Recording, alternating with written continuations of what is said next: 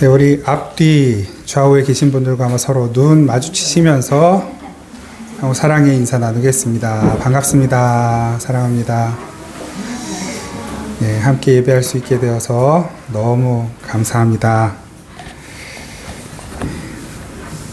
오늘 이 예배 가운데 실제로 주님께서 임재해 계시지만 우리가 예배 드리는 중에 정말로 예수님께서 오실 수도 있다는 그 기대와 긴박감과 또 설레임을 가지고 살아계신 우리 아버지 하나님 앞에 예배 드리겠습니다. 다 함께 묵도하시겠습니다.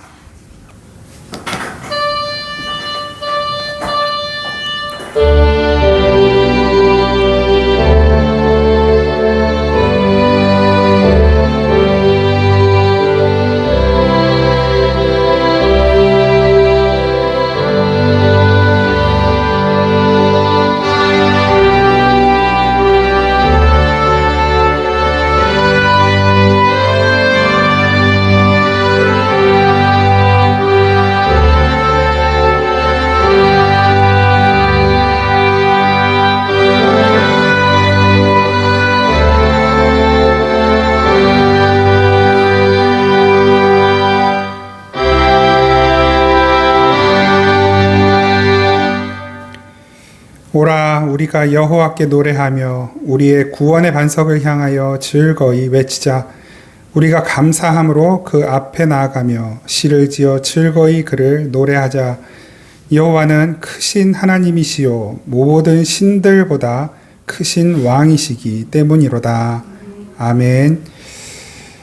이토록 높고 크시고 위대하신 하나님께서 낮고 천한 저희들의 삶의 자리로 오시고 우리가 가난한 마음으로 예배할 때 그 마음을 기쁘게 받아주시고 하늘의 신령하고 풍성한 복과 은혜로 빈 우리의 마음과 몸과 영혼을 채워주시니 감사합니다.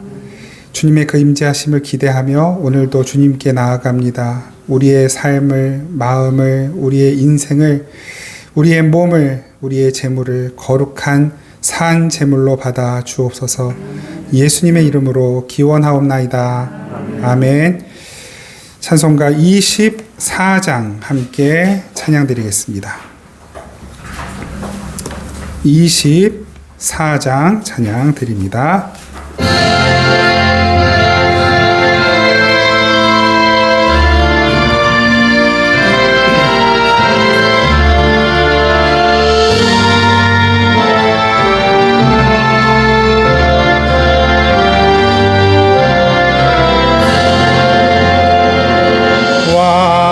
되신 주 다 찬양하여라. 영광과 존귀 주께 돌리세. 하늘 위에 높이 계신 주님, 주님의 말씀 존귀하도다. 소망의 주 다 찬양하여라. 위장을 걷고 보좌 오르사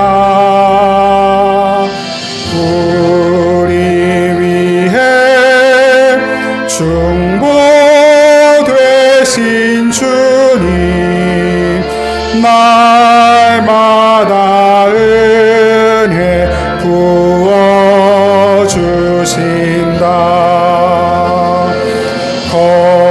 거룩한 주 다 참배하여라.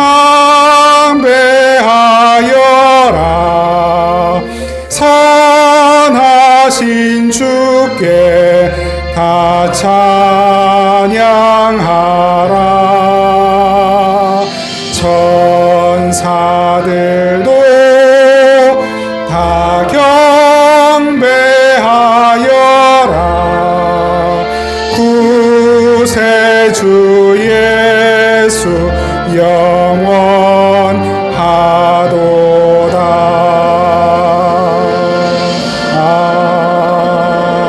아멘. 우리 지난 한 주간 동안 하나님 앞에 지었던 모든 죄와 허물들을 침묵으로 고백하며 함께 기도하겠습니다.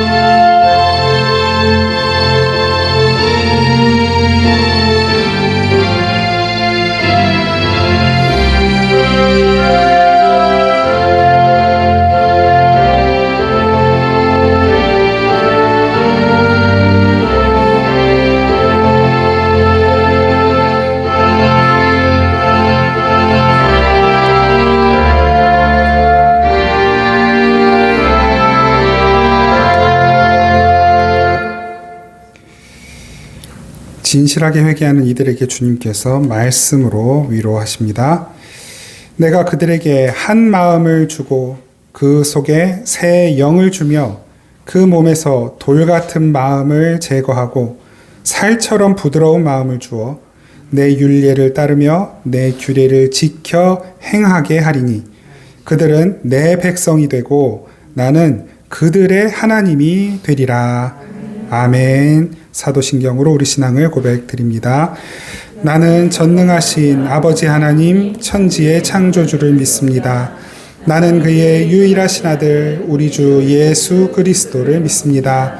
그는 성령으로 잉태되어 동정녀 마리아에게서 나시고 본디오 빌라도에게 고난을 받아 십자가에 못 박혀 죽으시고 장사된 지 사흘 만에 죽은 자 가운데서 다시 살아나셨으며 하늘에 오르시어 전능하신 아버지 하나님 우편에 앉아 계시다가 거기로부터 살아있는 자와 죽은 자를 심판하러 오십니다. 나는 성령을 믿으며 거룩한 공교회와 성도의 교제와 죄를 용서받는 것과 몸의 부활과 영생을 믿습니다. 아멘. 찬송가 183장입니다. 찬송가 183장 함께 찬양 드리겠습니다.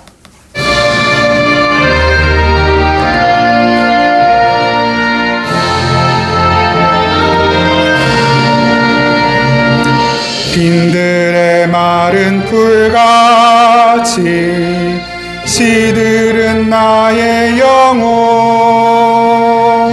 주님이 약속한 성령 간절히 기다리네 가물음의 마른 땅에 반비를 내리시듯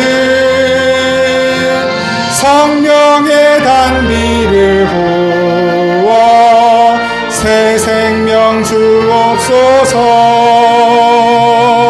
반가운 빗소리 들려 산천이 춤을 추네 봄비로 내리는 성령 내게도 주옵소서. 가물음의 마른 땅에 단비를 내리시듯 성령의 단비를 부어 새 생명 주옵소서. 절 따라 우로를 내려 초목이 무성하니 내 심령 위에 성령을 부으소서. 가물음의 마른 땅에 단비를 내리시듯 내리시되 성령의 단비를 부어 새 생명 주옵소서. 참되신 사랑의 언약 어길 수 있사오랴. 오늘의 흡족한 은혜 주실 줄 믿습니다. 강물엄의 마른 땅에 단비를 내리시되 성령의 단비를 부어 새 생명 주옵소서. 아멘.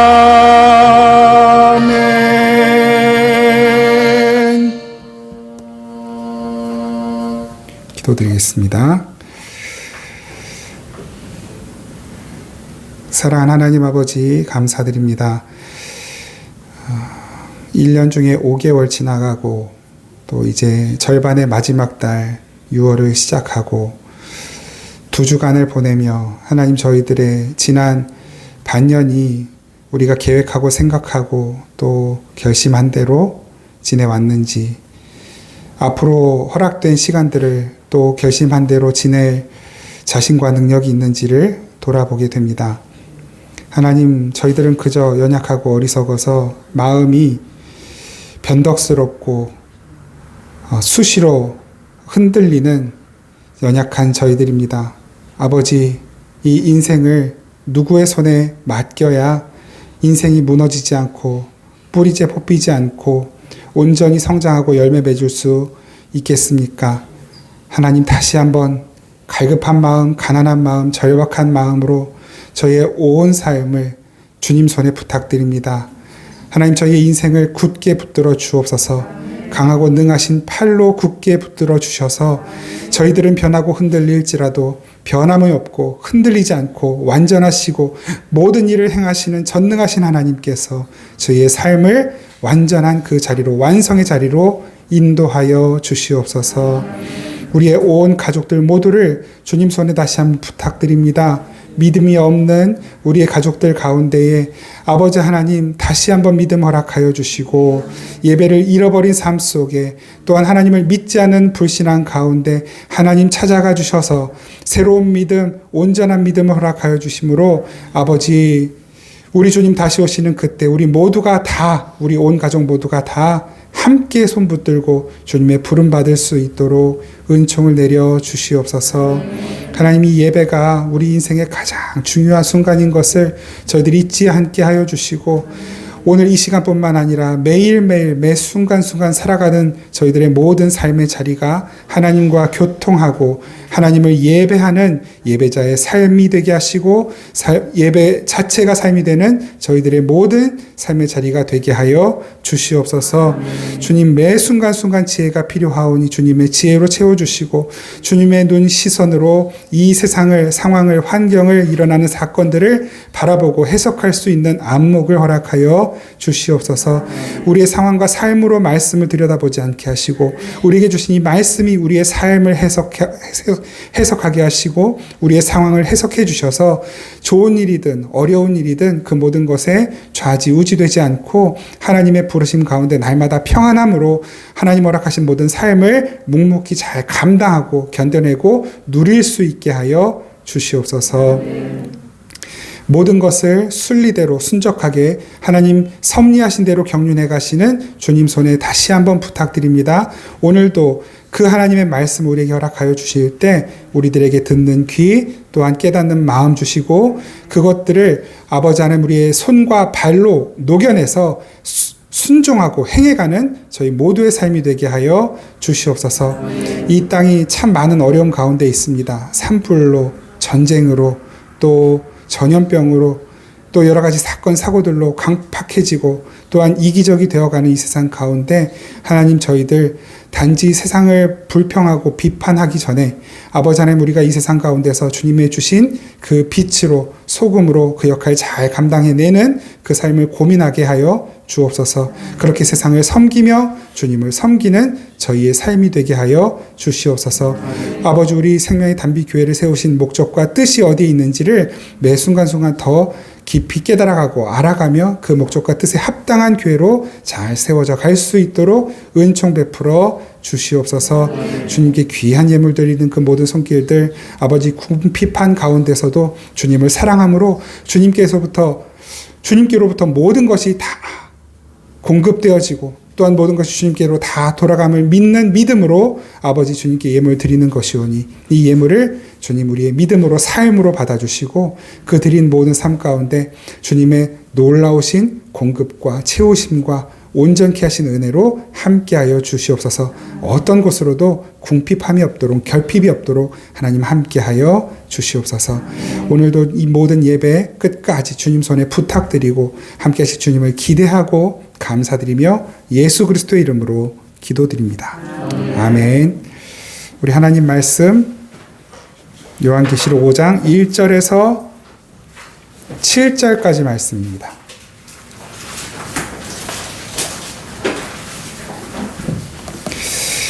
요한계시록 5장 1절에서 7절까지 말씀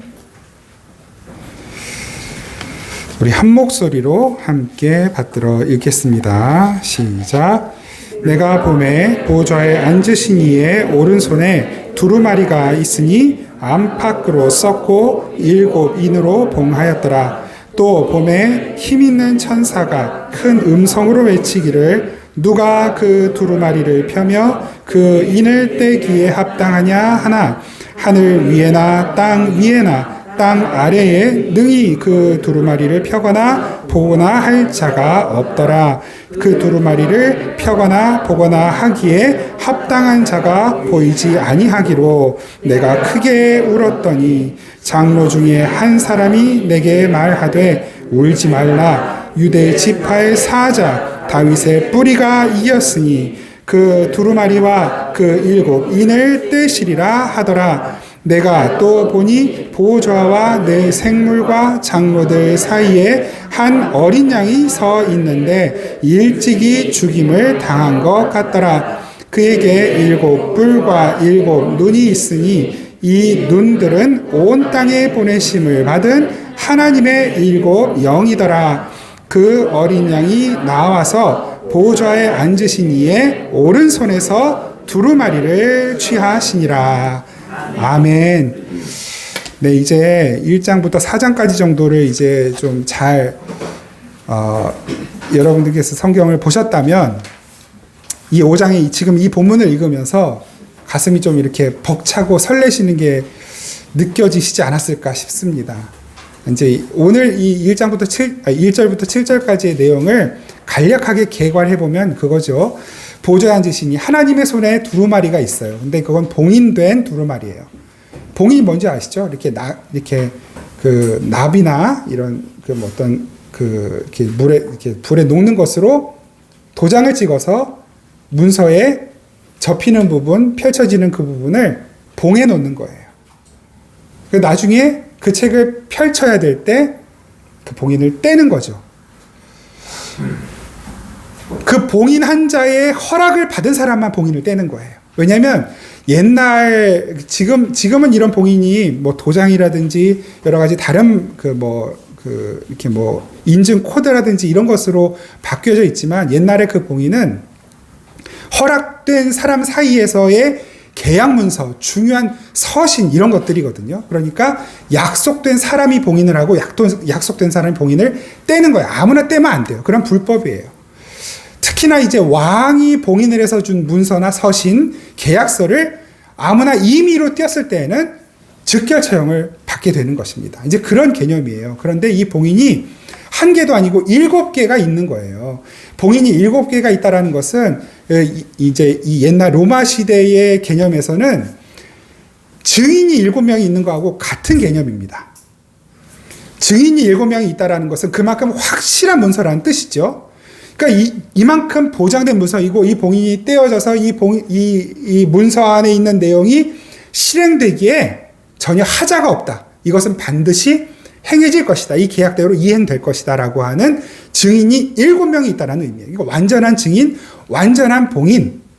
그것을 떼서 이 문서를 실행을 해야 되는데 이 세상에는 그 문서의 봉인을 떼서 읽어볼 수 있는 능력 있는 자, 실행할 수 있는 능력이 있는 자가 아무도 없더라는 거예요.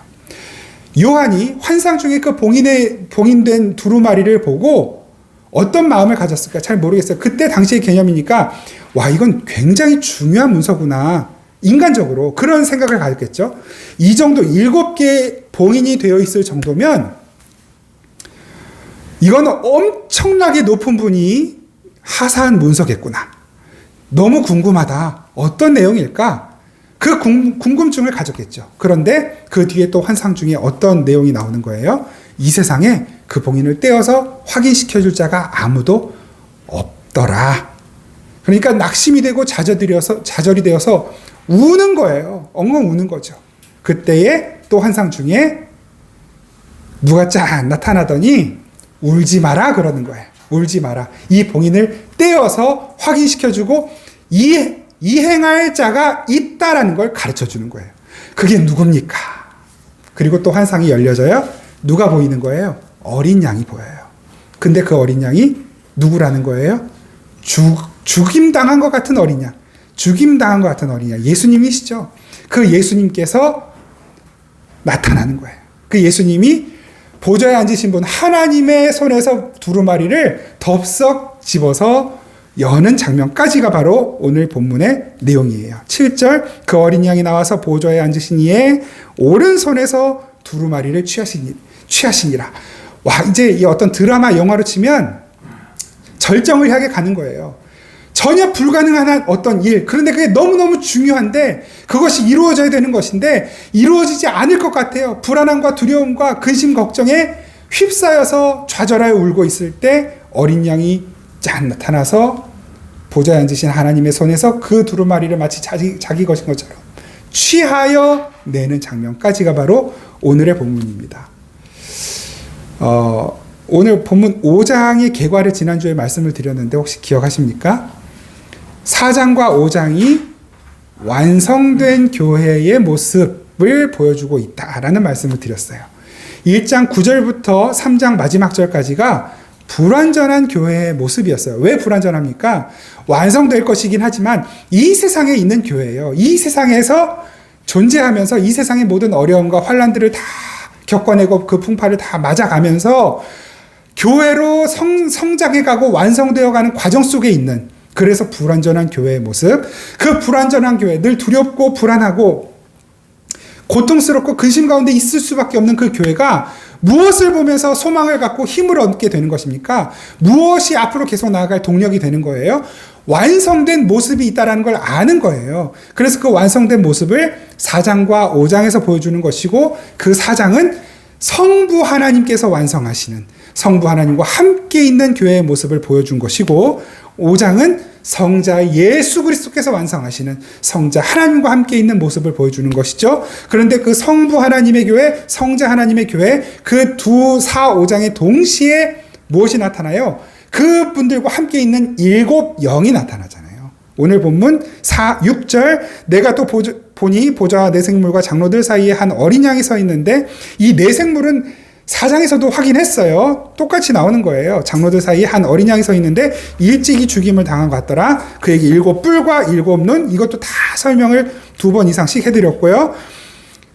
계속 반복해서 나오는 거죠. 7 눈이 있으니 이 눈들은 뭐예요? 온 땅에 보내심을 받은 하나님의 7 영이더라. 하나님의 영, 성령이신 거죠.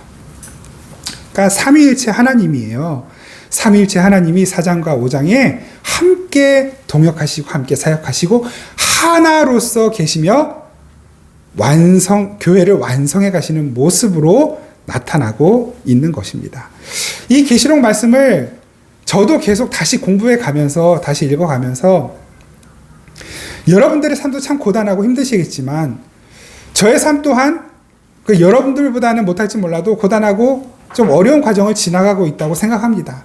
늘 고민하고 있고, 이게 정말 맞는 길인가? 정말로 힘들고 괴로운 건 할 일이 많을 때 힘들고 괴롭지 않아요. 어려운 문제가 생겼을 때 힘들고 괴롭지 않습니다. 돈이 없는 거 그건 별로 진짜 저한테는 아무 문제가 안 돼요. 돈이 없으면 괜찮아요. 물론 이제 저와 함께 있는 가족들을 위해서는 돈이 필요하겠지만 돈이 없어도 저는 괜찮아요. 그냥 저는 굶어 죽어도, 이게 좀 극단적으로 표현을 하자면 굶어 죽어도 하나님 뜻이라고 생각을 해요. 근데 진짜 어려운 순간, 정말로 괴롭고 힘든 순간이 언제냐면 이렇게 사는 게 맞는가? 내가 이렇게 사는 게 맞나? 이 길로 가는 게 맞나? 목회자로서, 목사로서, 교회로서 이렇게 가는 게 정말 맞나? 이렇게 설교하는 게 맞나? 이 메시지가 정말 맞는 것일까라고 하는 질문이 들어올 때 그때 너무 힘들어요. 그게 저 자신의 연약함, 부족함, 또 저 자신의 죄성과 대면할 때 그때 너무 힘들어요. 저의 죄성이 해결되지 않는 것처럼 보일 때 그때 너무 힘들어요. 저의 욕심이 해결되지 않을 때 그때 괴로운 거예요. 제가 훌륭한 사람이어서가 아닙니다. 이것이 모든 그리스도인들의 고통과 근심의 본질입니다. 다윗이 언제 힘들었을까요? 여러분들은 안 그러셨어요? 여러분들 그러지 않잖아요. 여러분들도 그러시잖아요. 문제가 생기는 건 근심하고 어려운 마음이 들지만 해결되는 걸 보거든요. 그런데 진짜 괴로운 순간은 내 안에 해결되지 않는 죄를 대면할 때 여러분 힘드시지 않으세요? 다윗이 그랬거든요. 제가 그 본문만 좀 한번 읽어드릴게요. 다윗도 한번 생각해 보세요. 어린 시절부터 아버지가 또 자기 형들이 자기를 따돌릴 때는 전혀 외로워하거나 두려워하지 않았어요. 그것 때문에 괴로움을 겪지 않았어요. 오히려 그때 하나님을 바라보고 찬양하고 외로운 들판에서 하늘의 별을 보면서 찬양하고 그랬다고요. 여호와 우리 주여, 주의 이름이 온 땅에 어찌 그리 아름다운지요. 저 하늘에 있는 달과 별들을 내가 보니 와, 하나님 너무 크십니다. 이 작은 인간이 뭐라고 저를 이렇게 사랑해 주십니까? 그게 다윗이 정말로 어렵고 괴로운 순간에 터져나왔던 불평분반이 아니라 찬양이었던 거거든요. 그런데 다윗이 골리앗 앞에서도 두려워하지 않고 불안해하지 않았던 다윗이 언제 가장 괴로워하고 힘들고 하고 아파했을까요? 자신의 죄와 대면했을 때예요. 내 죄와 내가 만났는데 그 죄 앞에서 너무나 작고 힘없는 나. 그런데 죄와 대면하는 그 자리에 하나님이 마치 없는 것처럼 느껴지는 거예요. 죄와 내가 함께 있는데 하나님이 안 계신 것처럼 느껴지는 그 순간에 제일 힘들어하고 제일 괴로워했어요. 이것이 그리스도인의 근본적인 고통의 모습, 고통의 순간인 것입니다. 그래서 그리스도인에서 제일 위험한 게 뭐냐면 하나님이 없는 것 같은데도 아무렇지 않을 때, 내가 죄를 짓고 있는 걸 내가 아는데도 그게 아무렇지 않을 때, 그때가 제일 위험하고 제일 있어서는 안 되는 사실은 순간인 거예요. 다윗이 그때 어떻게 고백했는지 그 본문만 한번 읽어드릴게요. 시편 51편이거든요. 여러분 잘 아시는 본문이에요. 시편 51편 9절부터 12절. 주의 얼굴을 내 죄에서 돌이키시고 내 모든 죄악을 지워주소서. 하나님이여 내 속에 정한 마음을 창조하시고 내 안에 정직한 영을 새롭게 하소서. 나를 주 앞에서 쫓아내지 마시며 주의 성령을 내게서 거두지 마소서. 주의 구원의 즐거움을 내게 회복시켜 주시고 자원하는 심령을 주사 나를 붙드소서. 탄식하며 두려움 가운데 고백했던, 주님 앞에 고백하는 기도가 바로 이것입니다. 하나님, 저 골리앗이 너무 무섭습니다. 단 한 번도 그렇게 하지 않았어요. 하나님이 나와 함께 계시니 골리앗은 아무것도 아니다 그랬단 말이에요.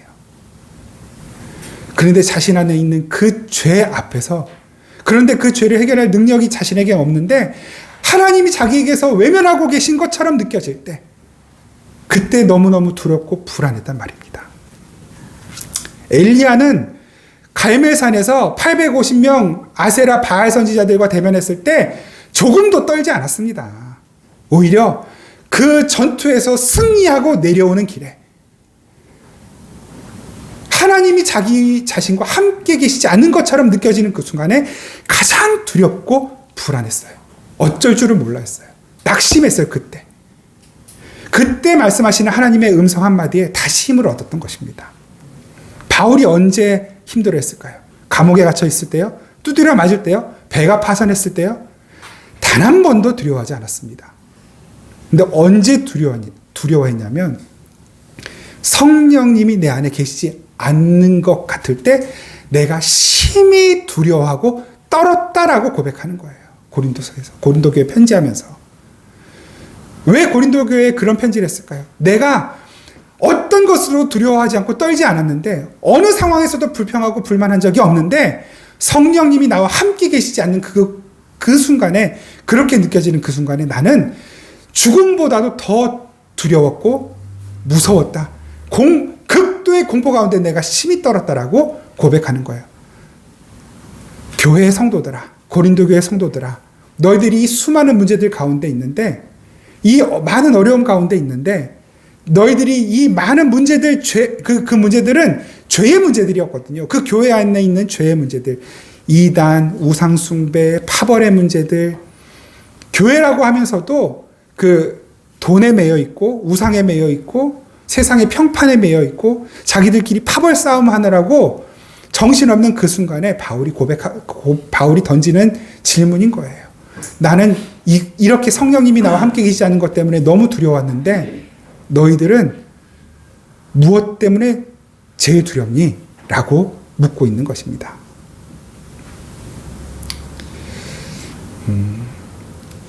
이 세상을 바라보면 참 여러 가지 정말 우리를 살떨리게 하는 문제들이 너무나 많이 있습니다.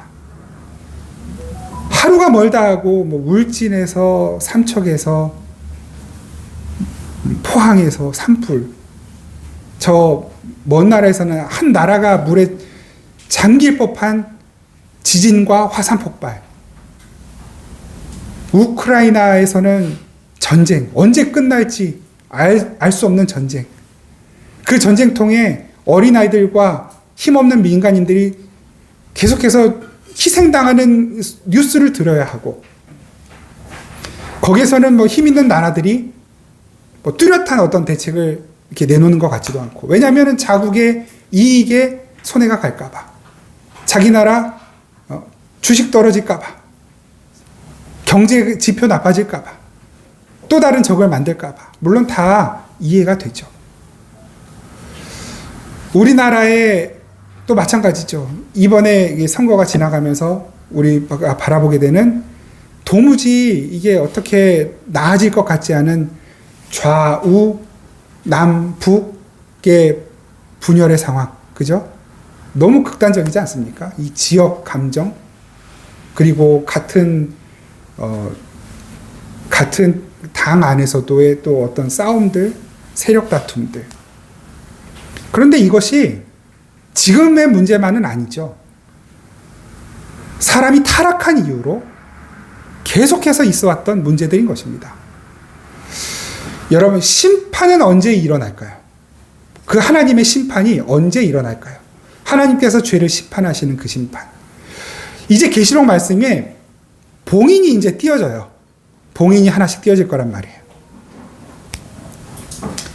그리고 이제 천사가 나팔을 부는 장면이 나올 거예요. 그리고 대접을 하나씩 쏟을 거란 말이에요. 그때마다 이 세상에 재앙이 하나씩 나타나거든요. 근데 여러분, 그 하나씩 나타나는 그 재앙들이 앞으로 일어날 일이 아니라 이미 일어나고 있는 재앙들의 모습이에요. 자연의 질서가 파괴되고 사람들의 마음이 강팍해져서 서로 해치고, 어린아이들이, 여러분, 초등학생들이 이렇게 성인 사이트에 중독이 되어 있고, 게임에 중독이 되어 있고, 청소년들이 조직을 만들어서 폭력을 가하고, 왕따 이런 거는 문제도 아니에요. 힘없는 학생을 데려다가 성매매를 시키고, 같은 친구들, 또래끼리, 그게 지금 이 시대 현실에 우리가 살아가고 있는 우리 주변의 모습이란 말입니다. 지금 이미 봉인이 떼어져 있어요. 은혜 받은 팔이. 봉인이 떼어져 있어요. 나팔이 울려 퍼지고 있단 말입니다. 천사의 나팔이. 하나님께서 마련하신 그 대접이 이 땅을 향해 쏟아지고 있는 거예요. 우리는 그걸 하나하나 이 땅의 많은 것들을 보면서 그 증상들을 확인해 가고 있는 것입니다. 그 말 뭡니까? 하나님의 심판은 이미 내려졌어요. 판결은 내려졌어요. 그리고 심판이 행해지고 있단 말입니다. 무슨 말이에요? 봉인이 떼어져서 그 봉인 안에 있는 두루마리의 내용이 실행되고 있는 거예요. 실행되어지고 있는 거예요. 왜 그 심판이 이루어졌다라고 제가 말씀을 드리냐면 바로 오늘 본문 속에 우리가 이제 5장을 앞으로 한 오늘 포함해 3주 정도를 살펴보려고 하는데 이 내용 속에 그 심판이 이미 이행되어졌다라고 하는 내용이 정확하게 나오기 때문이에요. 한번 오늘 그 본문 속에서는 다른 내용보다도 5장 1절에 나와 있는 내가 보매 보좌에 앉으신 이의 오른손에 두루마리가 있으니 안팎으로 썼고 7인으로 봉하였더라. 안팎으로 써져 있고 7인으로 봉하여져 있는 이 봉인된 두루마리가 도대체 뭔가 이미 여러분 우리 직감적으로 이미 다 알잖아요. 그런데 또 불구하고 확인을 해야죠. 굳이 왜 봉인된 두루마리라고 하는 다른 본문에서는 우리가 별로 본 적이 없는 것 같은 이 내용을 사용하셨을까? 봉인되었다라고 하는 말, 봉인된 두루마리라고 하는 표현이 계시록 5장에 여러분 처음 나오는 것일까요? 아니면 이전에도 다른 성경에 나왔던 표현일까요? 문제 맞추시는 분에게는 선물. 찍어봐. 현수가 찍어봐. 처음이다. 아니면 나왔었다. 정답. 정답. 나왔었어요. 새로운 게 없어요. 하나도. 우리가 지금까지 계시록 계속 살펴보면서 확인하시지만 새로운 게 없어요. 다 하나님이 주셨던 말씀, 하셨던 말씀들이에요. 어디에 나왔는지 우리 한번 같이 살펴보려고 합니다. 먼저 이 봉인된 두루마리의 내용이 뭔지를 여러분 우리가 잘 알기 위해서는 계시록 1장부터 11장, 12장까지의 내용을 조금 개괄적으로 먼저 막연하게나마 머릿속에 넣어놓고 내용을 살펴보는 것이 굉장히 유리해요. 그래서 오늘은 이 1장부터 11장까지 전체의 내용을 좀 개괄해드리고 말씀을 마치도록 하겠습니다. 먼저 1장 1절부터 8절까지 여러분 우리가 서론 부분, 계시록 서론 부분을 나누면서 확인했어요. 계시록 1장 1절에서 8절까지 내용은 무엇이었나요? 이 계시록을 누가 쓰시는가? 누구의 계시인가가 그 내용이었어요. 누구의 계시였습니까? 예수 그리스도의 계시라. 예수님의 계시예요. 예수님의 계시라는 건 뭐예요? 이미 예수님께서 이 땅에 계시면서 공생의 시절을 통해서 하신 그 말씀을 동일하게 하고 계시다라는 의미예요. 똑같은 말씀이다. 예수님이 없던 얘기를 다시 새롭게 하시거나 했던 얘기를 번복해서 말씀하시는 게 아니라 이미 복음서에서 여러 비유들을 통해 또 예수님이 각 지방을 다시면서 선포하신 그 말씀들을 통해 하셨던 이야기, 그 이야기가 다시 반복되고 있는 이야기다라고 하는 것이 계시록 1장 1절에서 8절까지의 내용이었던 것이죠. 두 번째로 1장 9절부터 우리 3장까지는 무슨 내용을 봤습니까? 소아시아 7교회의 내용을 봤어요. 에베소, 서무나, 버가모, 두아디라, 사데, 빌라델비아, 라오디게아 이 7교회에 예수님께서 하시는 메시지를 통해 지금 이 땅의 교회들, 불완전한 교회들, 우리들이잖아요. 우리 성도, 이 땅의 교회들이 지금 참 어렵게 신앙생활을 가고 있는데 힘내라, 걱정하지 말아라. 내가 너희와 함께 있다. 너희들은 지금 이렇게 부족하고 또 연약하지만 내가 함께 있으니 내가 그거 고쳐줄 거야 라는 약속의 말씀. 그리고 이런 부분들을 잘하고 있으니 걱정하지 말아라. 힘내라. 더 힘내라. 이런 격려의 말씀들을 하셨단 말이에요. 그럼에도 불구하고 우리들은 늘 연약하고 부족하잖아요. 그래서 하시는 말씀이 4장 5장. 자 봐라. 이 땅의 교회들아. 진행형인 교회들아. 완성형인 교회가 어떤 것인지를 보여줄게 하고 요한계시록 4장과 5장에서 그 완성된 교회의 모습을 보여주신단 말이에요. 물론 계시록 21장, 22장에도 완성된 교회의 모습이 나오지만 그 연약한 교회들을 향해 완성된 교회 모습을 보여주시면서 힘내라 화이팅 하시는 것이 4장 5장의 내용이고, 그 4장은 그래서 성부 하나님, 5장은 성자 예수 그리스도, 그리고 합쳐서 우리 성령 하나님께서, 삼위일체 하나님께서 함께 지금도 일하고 계시고 사역하시는 모습, 그것을 보여주고 있다. 6장은 어떤 내용일까요? 6장. 이제 말씀드린 이 봉인된 두루마리가 그 7개의 봉인이 하나씩 해제되는 거예요. 봉인 해제. 자물쇠가 하나씩 열린단 말이에요. 그 7인의 내용이 시작이 되고, 그 봉인이 하나씩 해제되어져 가는 가운데, 계시록 6장 17절 말씀 한번 볼까요? 계시록 6장 17절, 오늘 본문하고 가까우니까 한번 보시죠. 계시록 6장 17절. 그 봉인이 해제되면 어떤 일이 일어나는 거예요? 지금 이 세상에 심판의 내용들이 이렇게 좀 하나씩 현상으로 나타나는 거였잖아요. 봉인이든 나팔이든 그 대접이든. 그 이 땅에 그 심판의 증상과 현상들이 나타날 때, 진짜 하나님의 심판, 진짜 완전한 하나님의 그 심판의 집행이 이루어지는 그 순간, 17절, 그들의 진노의 큰 날이 이르렀으니, 예수님이 다시 오시면 그때에 누가 능히 설 수 있겠느냐. 이게 이제 6장의 메시지란 말이에요.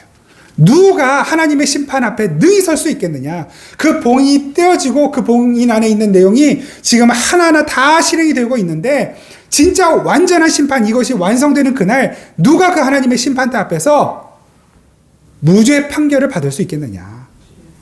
그 심판 집행에서 피해갈 수 있겠느냐. 누가 사면될 수 있겠느냐. 아무도 없다라는 것이죠. 그런데 7장에서는 아무도 설 수 없는 그 자리에서 서게 되는 자들이 나온단 말이에요. 누가 서는 거예요? 교회만 서는 거예요. 교회만.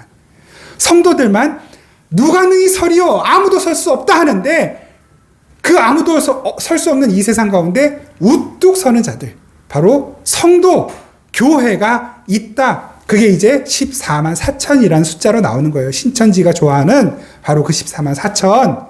근데 그게 뭐예요? 14만 4천 명이 아니라 하나님의 완전한 하나님 백성의 완전한 완전 하나님의 백성들의, 그 백성들을 나타내는 그냥 숫자, 상징이었잖아요. 14만 4천. 12,000 곱하기 12. 한 지파당 12,000명씩이었잖아요. 그러니까 하나님의 백성들, 그 12개의 보석, 12지파, 12사도, 그게 14만 4천이란 말이에요. 저와 여러분들 그 안에 포함되어 있단 말입니다. 우리들만이 그 하나님의 완전한 심판의 날 설 수 있다라는 걸 7장에서 말씀하시는 거예요. 그 무시무시한 심판관 때 능히 서는 교회들. 이 7장 말씀하면 제가 정말 너무 진짜 늘 감동이 되고,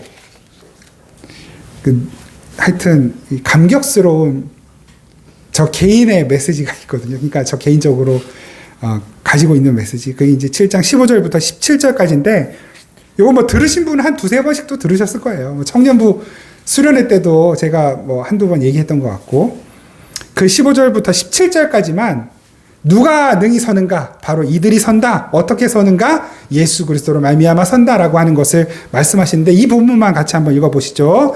7장 15절에서 17절까지 시작.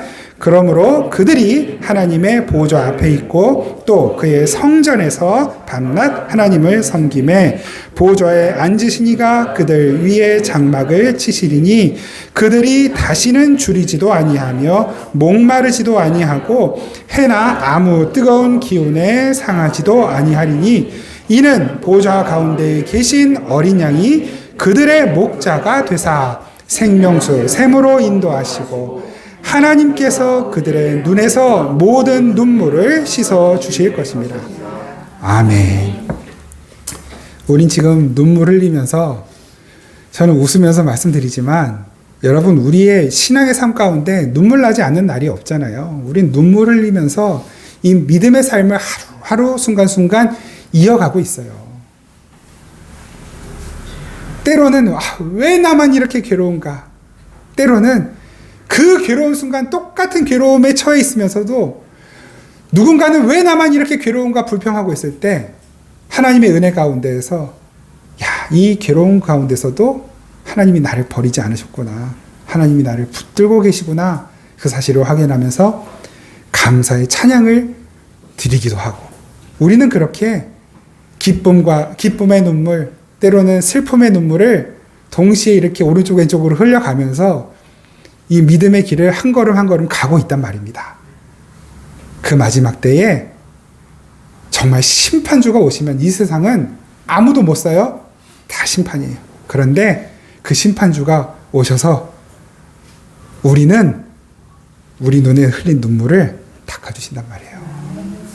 우리 눈물을 닦아주시고 우리를 생명수 샘으로, 4장에서는 유리바다였죠.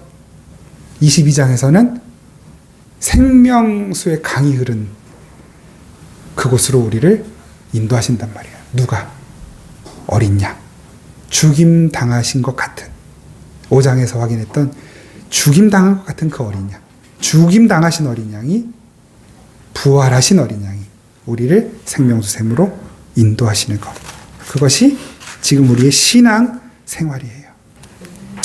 그 교회의 모습을 보여주고 8장과 9장에서는 이제 그 8장 초반에 7째 인이 딱 떼져요.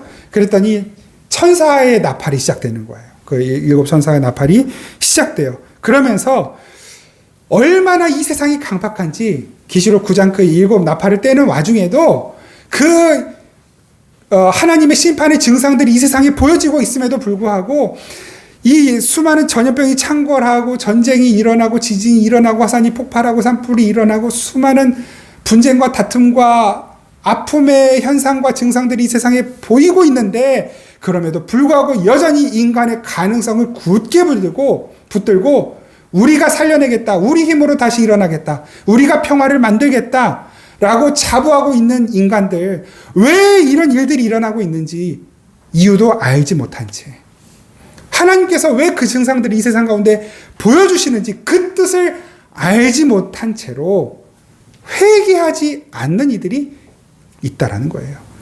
여전히 그들은 회개하지 않는다는 거예요.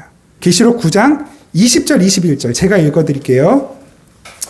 이 재앙에 죽지 않고 남은 사람들은 손으로 행한 일을 회개하지 않고 오히려 여러 귀신과 또는 보거나 듣거나 다니거나 하지 못하는 금, 은, 동과 목석의 우상에 절하고 또 그 살인과 복술과 음행과 도둑질을 회개하지 아니하더라. 지금 이 세상이 현상이잖아요. 그저께인가요? 울산에 어떤 이제 24시간 오픈 매장에 강도 둘이 들어와 가지고 몇 집을 털고서는 이제 그 집을 터는데 이 현금 결제기를 터는데 안 되는 거예요. 그러니까 누군가 손님이 와서 그걸 보고 경찰에 신고를 해서 왔단 말이에요. 그 두 강도가 순순히 회개하고 나와서 죄 대가를 치르겠습니다. 잘못 반성하면 좋겠는데 그렇게 안 하고 어떻게 했는지 혹시 뉴스 보셨나요? 그 안에 있던 소화기를 그 매장 안에 뿌옇게 뿌리는 거예요. 그리고 그 사이에 다른 문이 있으면 그걸로 도망가려고 뿌옇게 뿌리고 하다 결국에는 문을 못 찾고 이제 철컹철컹 잡혀갔는데, 놀랍게도 그 두 강도가 중3 아이 둘이었죠. 참 이렇게 맹랑해요. 우리가 하나님 앞에 그렇단 말입니다. 이 세상이 하나님 앞에 그렇게 맹랑하단 말이에요. 하나님이 오셨는데, 그리고 예수 그리스도께서 오실 것인데 너무나 맹랑하게 그 앞에 막 분무기 뿌려가면서 다른 도망갈 살아날 길을 찾고 있는 것이 이 세상의 인간들의 모습이란 말입니다. 회개할 줄 모르는 인간. 그런데 우리는 어떻게 회개하게 되었을까? 우리는 어떻게 회개하게 되었을까? 그에 대한 대답이 계시록 10장에 나오는 거예요. 10장, 11장에. 이 10장을 보면 제일 핵심되는 본문만 하나 한번 읽어드릴게요. 10장 18절에서 11절. 하늘에서 나서 내게 들리던 음성이 또 내게 말하여 이르되 네가 가서 바다와 땅을 밟고 서 있는 천사의 손에 펴 놓인 두루마리를 가지라. 앞에서 5장에서는 우리는 하나님께서 들고 계시는 두루마리를 어린 양 예수께서 취하시는 걸 봤어요. 그런데 10장에서는 천사가 들고 있는 두루마리를 가져가라 그런단 말이에요. 가져가라. 하기로 내가 천사에게 나아가 작은 두루마리를 달라 한즉 천사가 이르되 천사는 뭐라 그래요? 갖다 먹어버려라 그래요. 먹어버려라. 먹어버리라. 내 배에는 쓰나 내 입에는 꿀같이 달리라. 이 두루마리를 먹었는데 입에는 꿀송이처럼 달고 배에는 쓴 것이구나. 11절 그가 내게 말하기를 내가 많은 백성과 나라와 방언과 임금에게 다시 예언하여야 하리라 하더라. 이 두루마리, 봉인이 해제된 두루마리를 먹었는데 그것이 입에는 달고 배에는 쓰고, 그리고 주어진 명령이 뭐냐면 가서 그 두루마리의 내용을 전해라 라고 말씀하신단 말이에요. 그러니까 이게 저 개인적으로는 말씀을 전하는 설교자의 어떤 사명, 그리고 설교자의 정신에 대해서 말씀하시는 것이기도 하고, 우리 전체를 놓고 보면 그리스도인들에게 주신 세상에 대한 부르심과 사명. 그죠? 이 말씀이 여러분 정말 입에 답니까? 생명의 떡이신 예수 그리스도가 입에 닿으시나요? 십자가 지고 예수님의 뒤를 따라가는 게 행복하고 즐거운 길입니까? 쓰단 말이에요. 써요. 근데 이것이 우리에게 주어진 삶이에요. 근데 이건 쓰지만 논어인가? 거기도 있죠. 양약, 고어구, 일이어병. 좋은 약은 입에 쓰나 행함에는 유익하다. 충언역어이, 일이어행. 충성된 말은 귀에는 아주 거슬리는데 우리가 행하기에는 굉장히 필요하다. 하나님의 말씀이 그런 거예요. 때로는 달아. 그런데 이걸 행하려고 하니 쉽지 않은 거예요. 그리고 그것을 행하며 사는 이 세상에서의 우리의 삶은 사실 고통스러워요. 세상이 알아주는 것도 아니고, 이것을 행한다고 해서 뭐 더 잘 살게 되는 것도 아니란 말이에요. 내가 원하는 게 이루어지는 것도 아니고. 그러나 그렇게 살도록 부름받은 것이 목회자이고 성도이고, 그리고 그것을 가서 전하라 라고 하시는 것이 또 주님께서 우리에 대한 부르심이란 말입니다. 이건 다음 주에 다시 살펴보겠지만 다니엘에게도 똑같이 말씀하셔요. 다니엘에게도 두루마리를 보여주시고, 봉인된 두루마리를 보여주시고, 이제 계시록 12장에 그 두 증인이 나오거든요. 다니엘서에도 두 증인이 똑같이 나와요. 에스겔서에도 똑같이 나와요. 똑같아요. 똑같은 말씀이에요. 이 말씀을 받아서 살아가는 우리들은 쉽지 않아요. 다니엘의 삶이 막 행복하고 좋았습니까?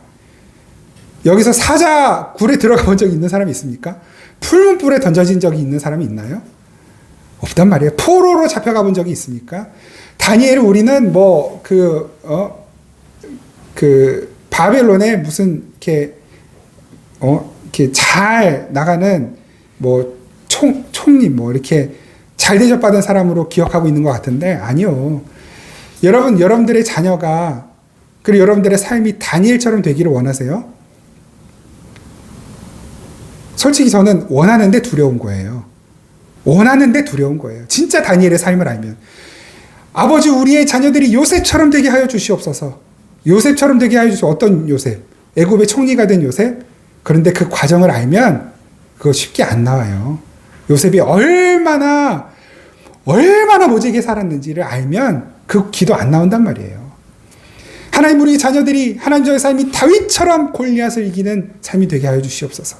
그 골리앗을 대면했을 때 두려움을 우리의 자녀들이 어떻게 해야 감당할 수 있는데요. 그 외로움을, 그 공포를, 그 믿음을 정말로 우리의 자녀들이, 여러분들이 갖기를 원하십니까? 쉽지 않습니다. 그런데 그리스도인은, 그리고 특별히 말씀을 전하는 사역자들은, 말씀 사역자들은 그거 이야기하는 사람이에요. 왜냐하면 죄는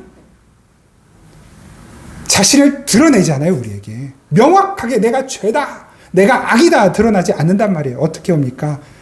환한 광명한 천사의 모습, 너무나 아름다운 보암직도 하고 가까이 함직도 하고 뭐대로는 먹음직도 하고 곁에 두고 살아갈 만한 모습으로 우리에게 온단 말이에요. 나에게 꼭 필요한 것과 같은 모습, 필요한 모습으로. 어메이징 스파이더맨 2를 보면 거기에 빌런이 리자드 맨이라는 악당이 나와요. 그게 뭐냐면 한 팔을 잃은 장애인 과학자예요. 그런데 이 세상 모든 장애인들에게 내가 소망이 되겠다. 인류의 희망을 주겠다. 장애인들에게 새 삶을 주겠다 하면서 이 잃어버린 신체 부위가 재생되는 걸 연구하는 그런 학자였거든요. 근데 그 뭘로 연구를 했냐면 그 도마뱀, 이런 파충류가 도마뱀 꼬리에 재생하는 그런 능력 있잖아요. 그걸 연구해가지고 접목을 계속 해보다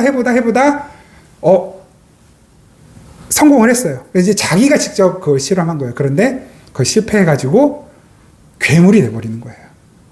괴물이 됐는데 살이 이렇게 팔이 떨어져 나가도 다시 나오고 힘은 엄청 세진 거예요. 그러니까 그동안 자기를 반대했던 사람들을 다 막 이렇게 괴롭히고 죽이고 막 이렇게 하는 거죠. 그리고 결국에 어디까지 가냐면 이 재생약을 어떤 장치를 통해서 전 도시에 쫙 뿌릴 계획을 가져요. 다 자기처럼 만들겠다고. 그래가지고 어느 높은 탑에 올라가서 그걸 쫙 뿌리는데 그거에 맞은 사람이 정말로 도마뱀처럼 막 흉측하게 변해가는 거예요. 거기서 누가 막아야 돼요? 누가 그걸 막아야 됩니까? 아무도 막을 사람이 없어. 스파이더맨이 막아야 되는 거예요. 스파이더맨이 그 해독제를 가지고 목숨 걸고 막 이리 치고 저리 치고 목숨 걸고 올라가서 그 약이 뿌려진 자리에 가서 해독제를 탁 집어넣고 다시 해독제가 온 도시에 퍼지게 만들어요. 그리고 결국에는 승리하는 것이죠. 제가 이런 가끔 뜬금없는 영화 이야기를 들고 나와서 이런 말씀을 드리는 게 참 어떨 때는 민망하기도 하지만 저는 이게 그리스도인의 사명이라고 생각했고 또 때로는 설교자의 사명이라고 생각합니다. 아무도 알아주지 않을 수 있어요. 때로는 다 반대할 수 있고 거부감을 느낄 수 있겠죠. 좀 뭐하나? 왜 저렇게 해야 되나? 그런데 그 죄가 얼마나 무서운 것인지 이야기하고 선포하고 말하고 그리고 그 죄가 어떻게 해결될 수 있는지를 말해줘야 하는. 왜냐하면 지금 죄의 독소가 온 세상에 퍼져 있단 말이에요. 저의 마음 안에도 여러분들의 마음 안에도 이 세상은 말할 것도 없고 여기에서 누가 그 죄에 대해 말할 수 있을까요? 여기서 그 누가 죄를 이길 힘이 예수 그리스도께만 있음을 말할 수 있을까요? 우리의 삶은 항상 죄와의 싸움이라는 것을 누가 말할 수 있을까요? 세상에서 아무리 성공해도 공부 잘해서 서울대학교 가도 그 죄를 이기지 못하면 그 똑똑한 머리로 남 등쳐먹고 속이고 권력에 기대서 약한 사람들 괴롭히는 자로 살아갈 수밖에 없게 되는 거 여러분 누가 해결할 수 있습니까? 하나님의 말씀이 해결하시는 거예요. 그 말씀을 먹은 자들의 삶을 통해 해결되는 것을 보여주는 거예요. 결국에는 그럼에도 불구하고 회개하지 않고 그럼에도 불구하고 그 하나님의 말씀에 귀도 기울이지 않는 귓등으로도 듣지 않는 이들이 있죠. 주님께서 반드시 다시 오셔서 이 세상을 심판하실 때 모두가 다 그 심판대 앞에 유죄 판결을 받고 여러분 판결은 죄의 집행은 형벌의 집행은 판결된 그 순간 바로 집행이에요. 하나님의 심판은 예수 그리스도의 십자가에서 이미 내려졌어요. 그죠? 맞아요? 예수님의 십자가로 그 판결이 내려졌단 말입니다. 모두가 다 유죄 판결 받을 때 예수의 십자가를 붙든 이들이 너희들은 무죄다라는 판결이 내려졌단 말입니다. 그 십자가로 판결이 내려진 그 순간부터 이미 하나님의 형 집행이 이루어지고 있어요. 그 증상들이 보여지고 있는 것이고 우리는 그 증상들을 바라보면서 그 가운데서도 하나님이 나와 함께 계심으로 인하여 감사할 수 있는 자들로 살아가게 되는 것이고 그래서 정말로 예수 그리스도께서 다시 오셔서 이 세상을 완전히 심판하실 때 그때 우리들 교회들만 주님을 예수 그리스도를 붙든 그 교회들만 온전히 설 수 있음을 우리는 지금 미리 확인해 가면서 그 십자가를 끝까지 내가 놓지 않고 붙들고 살겠습니다. 온전한 교회로 계속해서 지어져 가겠습니다. 다시 한번 결단하고 세상으로 나아가게 되는 것입니다. 저와 여러분들에게 주어진 그 삶을 감사함으로 잘 살아내는 것이 중요해요. 그런데 그 감사함으로 살아내기 위해서는 주님과의 친밀한 교제가 필수 불가결한 요소입니다. 주님과의 친밀한 교제는 그 말씀과 기도, 주님을 예배하는 것 외에는 어떤 것으로도 해결되지 않습니다. 말씀과 기도는 우리가 하나님 주신 두루마리 그 말씀을 붙들고 기도함으로 그걸 집어 삼키고 그것을 내 손과 발에 그 말씀의 계명들이 그 말씀의 가치관들이 나의 눈과 귀와 나의 입술과 나의 손과 발을 통해 흘러나오게 해야 하는 것이죠. 그것이 성령의 열매인 것이고 사랑하게 되는 것이고 충성하고 인내하게 되는 것이고 온유한 삶을 살게 되는 것이고 저와 여러분들이 주님 오시는 그때까지 이 믿음의 삶을 잘 살아갈 수 있기를 간절히 바랍니다. 우리 이 시간 함께 찬양할 때 주님께서 원하시는 그 교회의 모습으로 계속해서 저 잘 지어져 가보겠습니다. 주님과 함께 가보겠습니다 하는 결단하며 찬양하겠습니다. 진정한 예배가 숨쉬는 교회 주님이 주인 되시는 교회 믿음의 기도가 쌓이는 교회 최고의 찬양을 드리는 교회 말씀이 살아 움직이는 교회 성도의 사랑이 넘치는 교회 섬김과 헌신이 기쁨이 되어 열매 맺는 아름다운 주님의 마음 닮아서 주님의 마음 닮아서 이웃을 사랑하는 교회 주님의 영광을 위해서 빛 되신 주님 전하는 교회 사랑의 불꽃이 활짝 피어나 날마다 사랑에 빠지는 교회 주께서 사랑하는 우리 교회가 이런 교회 되게 하소 주님의 마음 닮아서 주님의 마음 닮아서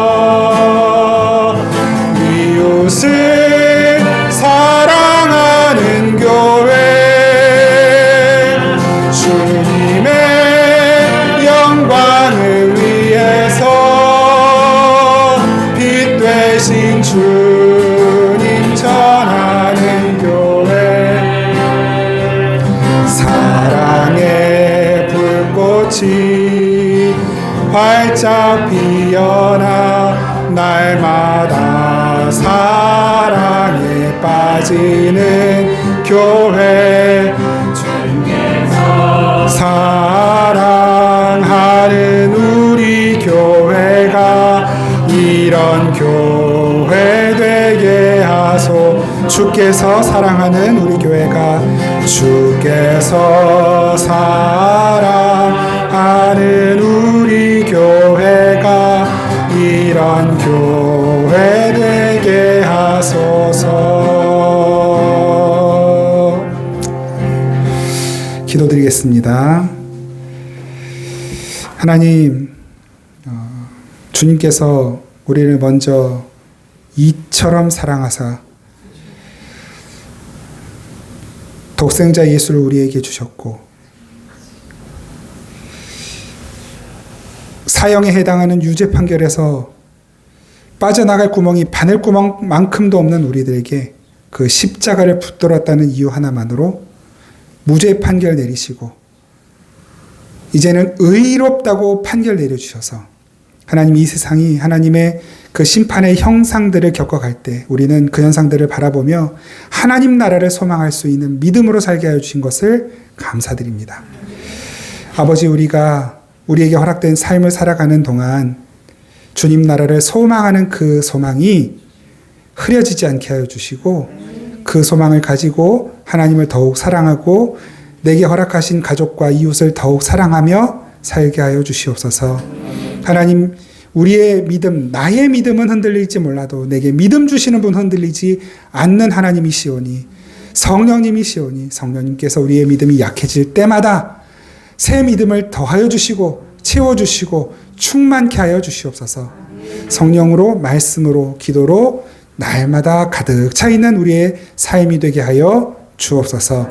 예수님의 이름으로 기도드립니다. 아멘.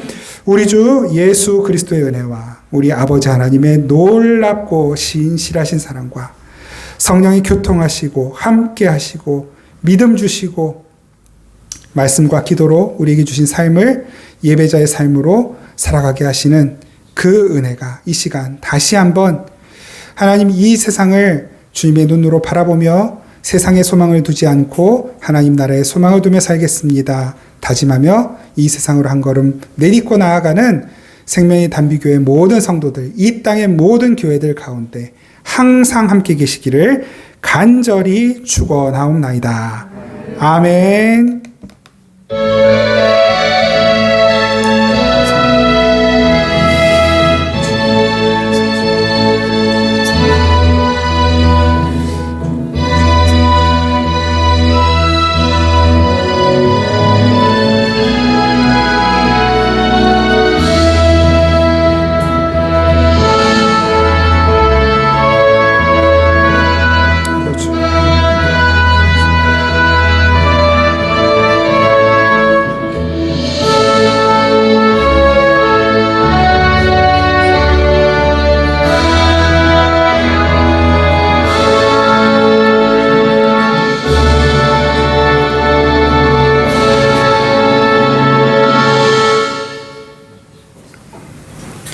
감사합니다.